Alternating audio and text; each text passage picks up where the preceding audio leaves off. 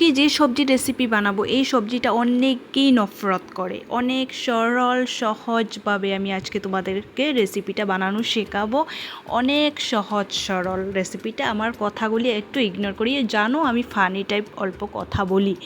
তো এই রেসিপিটা যে বানাবো আমি, তোমরা রুটির সাথে গরম গরম ভাতের সাথে খেতে তো অসাধারণ টেস্ট।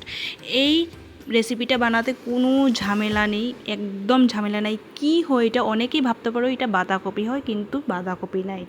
এটা কি দিয়ে বানাচ্ছি আমি তোমাদেরকে লাস্টে দেখাবো। তো প্রথমে আমি আলু কেটেছি। এখন বাজে সকাল একদম কি বলবো 6:30 বাজে। তো আজকে তাড়াহুড়োর মাঝে রান্না করছি, ভাবছি একটা রেসিপি যদি বানাই তাইলে ভিডিও একটাই শেয়ার করি। তারপরে আলুগুলি ভালো করে ভেজে নিলাম।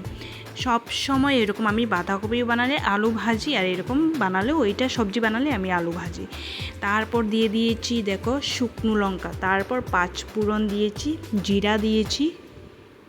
তারপর আমার ঘরে ছিল তোমার মাছের মাথি, তো মাছের মাথি দিয়েছি। তোমরা অনেকেই ভাবে এটা আমি ভিডিওটা দেখার জন্য আমি একদম বলছি যে এইটা বাঁধাকপি না।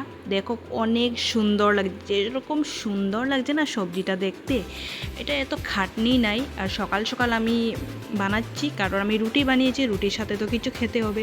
তো আমার ঘরে ছিল এটা, তার জন্য কিন্তু অনেকে নফরত করে। আমার বর তো একদম ভালোবাসে না, আমার ছেলেও ভালোবাসে না, আমিও ভালোবাসি না, কিন্তু এইভাবে বানালে সবাই খায়।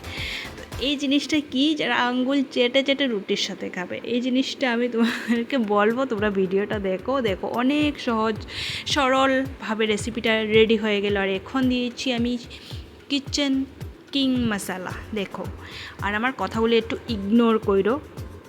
আর রেসিপিটা না এত সুস্বাদু হয়েছে, অনেক গন্ধ, বাপরে বাপ কী বলবো। তো এই রেসিপিটা আমি কী দিয়ে বানিয়েছি বন্ধুরা, দেখো পেঁপে দিয়ে। তো পেঁপে ভালো করে কেটে ধুয়ে কুড়িয়েছি, তারপর জল দেখতেই পারছো, আমি প্রথমে ভিডিও দেখিয়েছি।